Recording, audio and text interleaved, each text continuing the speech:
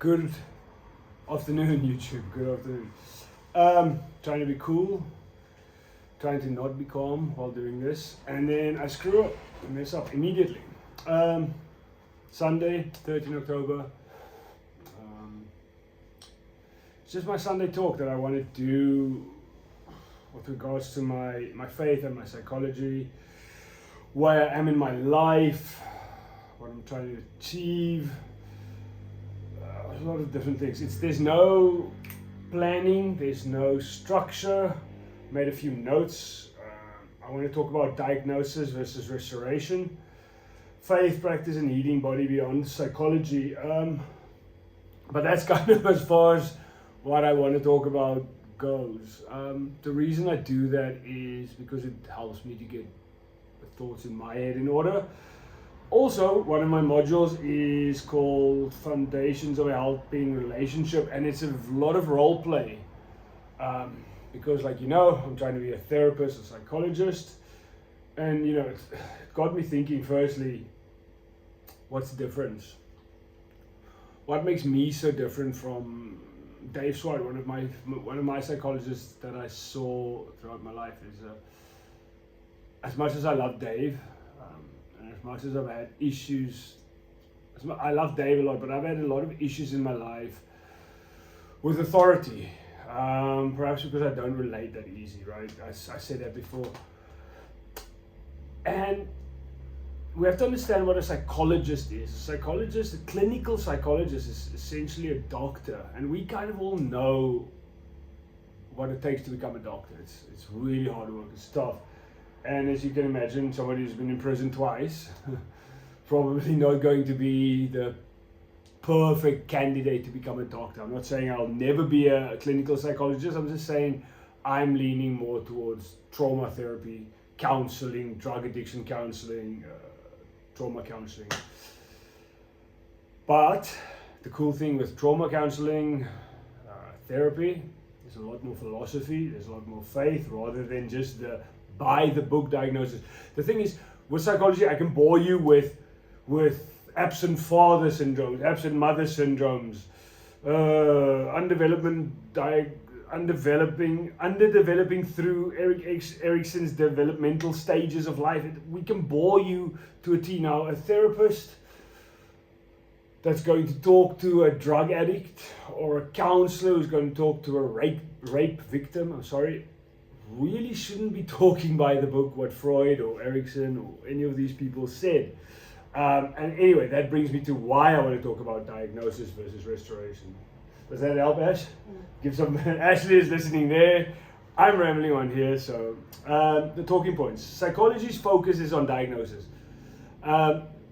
So psychology, they want it to be a science these days. It uses Bachelors of Art, and I know they want to change it to Bachelors of Science, because it's around identifying and diagnosing mental health conditions. Depression, anxiety, addiction. Psychology offers labels to help us understand what's wrong.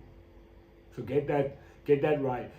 Psychology helps you understand that you're angry at your dad for leaving you when he said he was just going to go buy milk, right? So that's what psychology does. It's important to know where the trauma originated from. It truly is important, but that's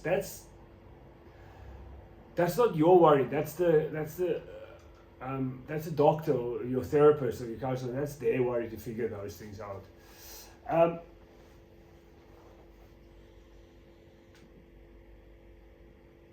I've got a piece of scripture here. So everything I just said about you're angry at your dad for leaving when he said he was going to get milk, that's the diagnosis. That's why you're angry. That's why you're an angry teenager standing in somebody's kitchen 3 a.m. on a Saturday night doing lines of cocaine while listening to Eagle Eye Cherry Save Tonight. You've got some sort of a trauma inside you. That's the diagnosis. Just diagnosed you, sort it out, stop doing the lines. But listen to this, Matthew 11:28. Jesus says, "Come to me, all who are weary and burdened, and I will give you rest too." Again, come to me, all you who are weary and burdened, and I will give you rest. Now, if you've ever been dumped, or you've ever been fired, or you didn't get the promotion, or you drank too much and punched your brother, or you and your wife have not slept in the same room for 2 years, or whatever, and you know what it feels like to lay awake at night. The same as anybody who's in prison or having serious financial issues or cancer, or, you know, obviously there's levels to it, but once you've laid awake at night, you know what it's like to not have rest. But it's quite clear that in Matthew it says, "Come to me, all who are weary and burdened, I will give you the rest."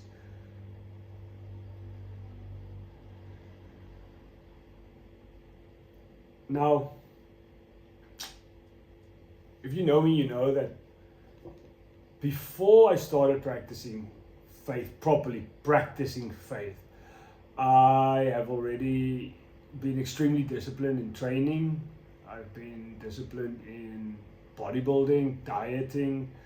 I've been disciplined in getting up at 4:30 and making my bed, eating better than most of you that's ever seen anything of me. I've trained harder than most of you that's seen anything of me. I've had better abs. But I couldn't sleep at night. So I knew the diagnosis. I knew what the books in the library tells me what to do, but still I couldn't sleep. And I think you can start seeing the picture now, right? So think about this.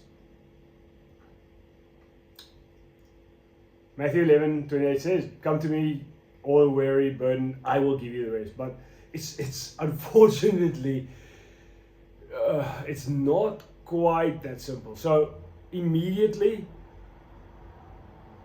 okay, let me use this analogy. We saw it today. It's a great analogy. The guy on the cross when Jesus was crucified, he was on his last breath. He was on his last breath. He says, God, help me. I just realized it is you. Please help me. Don't let me be in heaven. Forgive me my sins. And Jesus says, today you will be in paradise with me. Fear not. So it's quite tricky, or it's quite funny that guy didn't do all the biblical things, but he got lucky in the end, right? Now, you and I aren't that lucky. It sounds quite odd, but I'm not that lucky to be hanging on a cross next to Jesus Christ. So how do I get to heaven? How do I clear the trauma blocks in my psyche? How do I clear my conscience? How do I make sure I act in love and loving manners? There's practice that's daily. That's the reason I'm doing this weekly, and Ash and I are doing daily Bible studies, is because it takes practice. It means that I have to pray every day. It means I have to be aware of my shortcomings. It means I have to work on them. If you are trying to lose weight, right, and you can't figure out what's wrong, but why are you trying to figure out? Remember the fast cake hands, right? You have to slow down and stop the cake hands. And that takes discipline and practice. The same thing is like prayer, Bible study, spending time with people who help you, spending time with a therapist, or me with my therapist. It's like, it is cognitive behavioral therapy. You practice it the same as what the psychology books say you practice. It's not an overnight fix. It takes practice, just like healing psychology. So Philippians 4:6-7 talk about that peace and healing in faith is cultivated over time through trust and daily discipline. Now, anybody who's ever achieved anything knows this to be true. Like, if you wanted to jump higher, run faster, save some money, get a better body, get leaner, you know what I mean, fitness. I'm always going to go to fitness analogies. You know that it takes time. You have to have faith and peace at what you're doing. It's sticking to the plan. We see these things, these athletes, these people on social media, Dwayne "The Rock" Johnson, stick to the plan, focus, all these things. They talk about the same things as what Philippians 4:6-7 talks about. The peace, the healing in faith is cultivated over time through trust and daily discipline. And then tying that back to CBT, so cognitive behavioral therapy. I mean, that's consistent practice to change your thought patterns. So while I'm in traffic, while I'm getting irritated, I capture the thought. I take a capture. I say, God help me with this.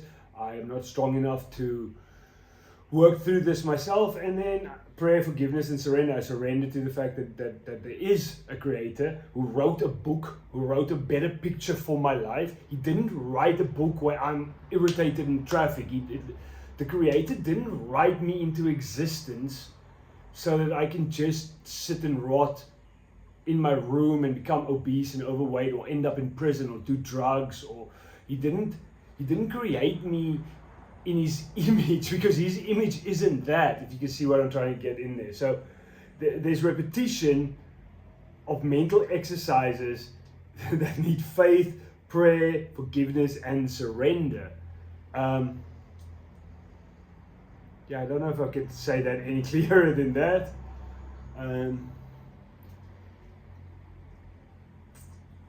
Now, back to what I said in the start.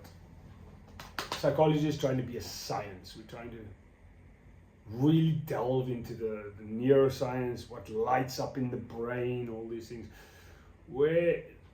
I'm so scared to say fact, because this isn't peer reviewed or anything, but there's enough evidence to suggest we don't have a cooking clue what we're talking about when we're talking about the soul of a human and stuff. We know that brain kind of lights up, but cocaine and sugar lights up at the same places. Very confusing.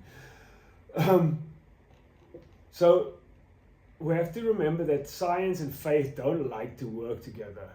So let's forget that psychology is trying to be a science, and realize that with something like a backbone in faith, that ice cream truck, that the principles involved in sports psychology, in achieving greatness in life, are the same exact principles. The principles we all agree on are the same exact principles to erase, or not erase, at least work on eradicating anxiety, depression, stress. We can beat the mental health disorders if we can apply the same rules that we so healthily apply to our rugby teams and our football teams and our cricket captains and our crossfitters and our bodybuilders. The same discipline and prayer and acts that they do in faith when they stick to their coach's diet plan or their coach's repetition scheme for bicep curls. It's the same practice in principle, in theory, that goes into how you sort out your brain and how you sort out your it's so hard to describe. Your connection to your higher self, which in turn is a connection to God, right? I'm so scared to sound hippie, so that's why I refrain from saying things like that.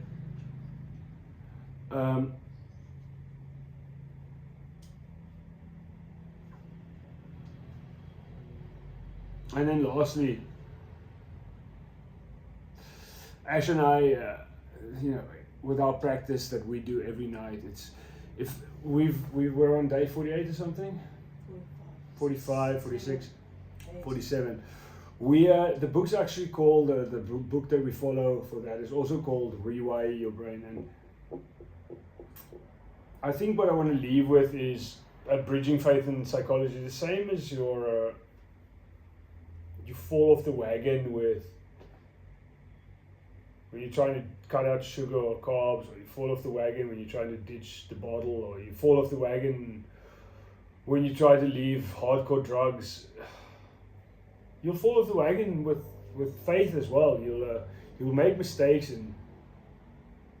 but if you're humble enough to immediately go back to work, immediately, within this first 10 seconds, just go back to work, apologize, get it out the way, you'll also find that surrender right there becomes easier and easier. I don't know if too much of today made sense. What do you think? Yeah. Look, the promise is there for everybody. I'm not going to be a theologist. So theologist. I'm not going to do theology. Let's just leave it there. So I don't want to preach too much, but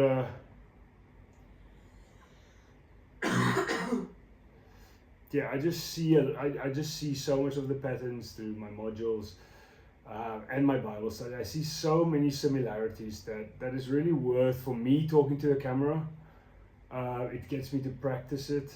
It gets me practicing putting these ideas in my own head, organizing them, and hopefully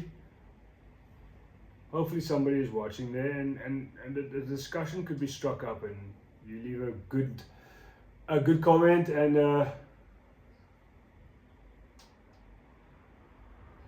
I get to talk about some more topics in the future. That's about it. I'm happy. All right. Thank you very much. Next week I'll draw on a new topic. Again, unprepared. I'll just do like a 30 seconds preparation before, and then see what I think about the topic. If you did enjoy it, Ash and I do our Bible study as well. It's on the same YouTube channel, so please like, share, subscribe, and then we get more views and we get more views. Thank you, bye-bye, happy Sunday.